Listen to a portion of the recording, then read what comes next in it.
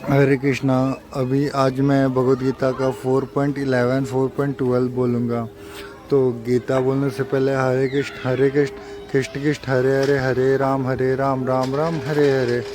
तो 4.10 में श्री कृष्ण बोलते हैं कि जो आदमी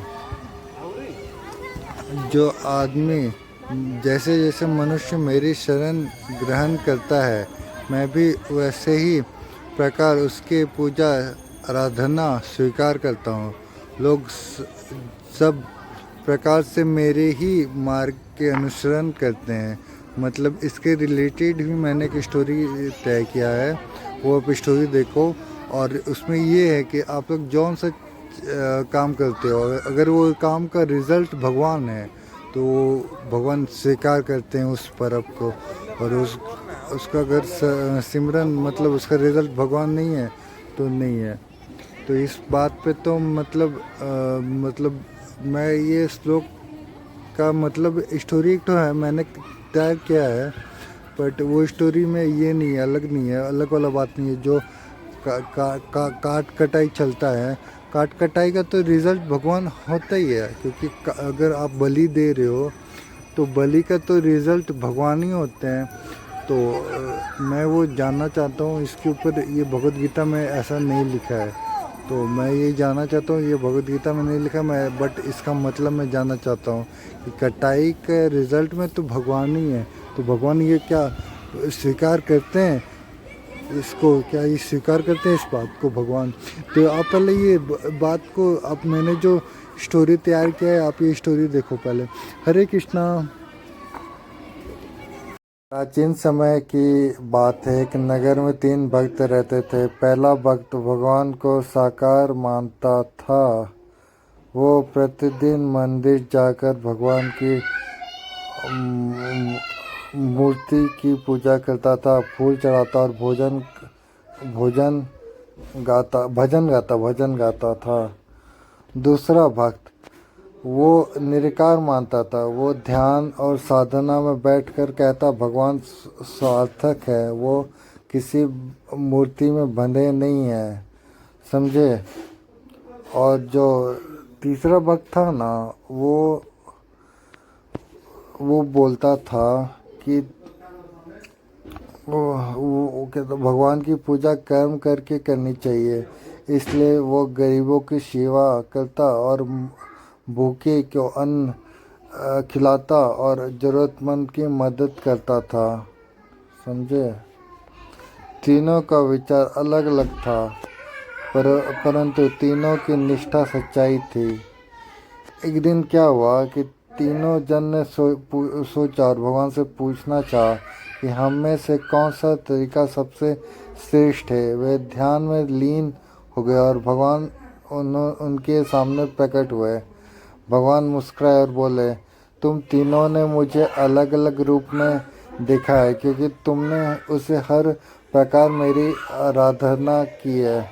मैं उस रूप में प्रकट होता हूँ जिस भाव भक्ति का होते हुए मुझे पाने का मार्ग अनेक है, परंतु अंततः सब मार्ग मुझ में तक ही आते हैं।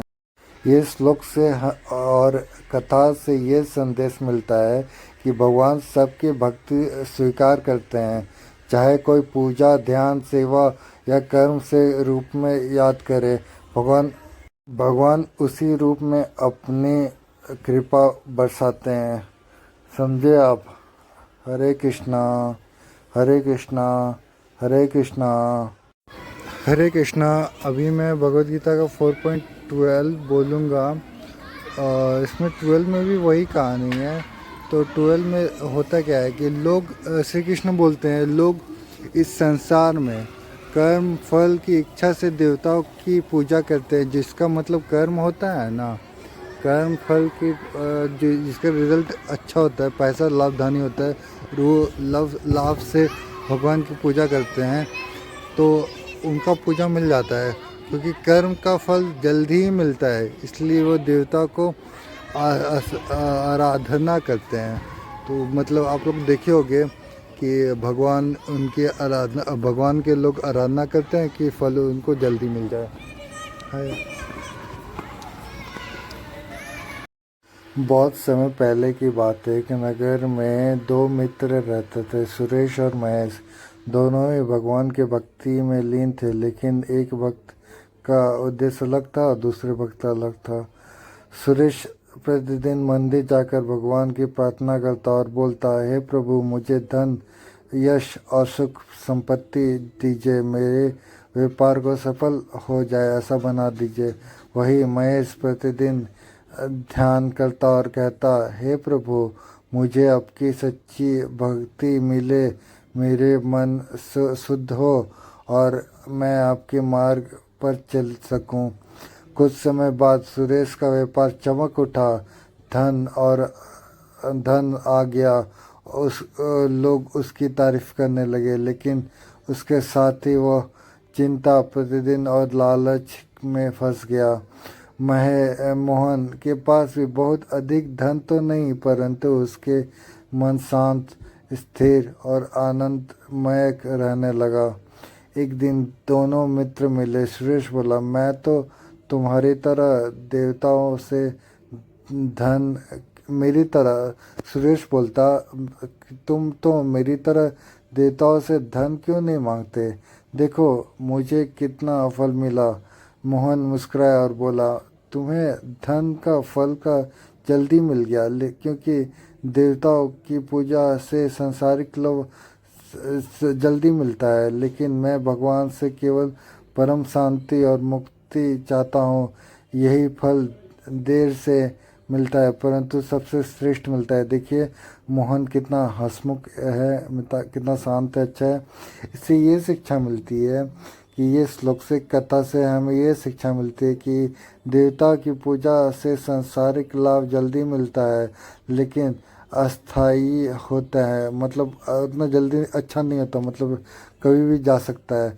और भगवान की भक्ति और सच्ची स्थान जीवन में शांति और मुक्ति प्रदान करता है, जो सबसे स्थायी और उत्तम माना जाता है। हरे कृष्णा, हरे कृष्णा।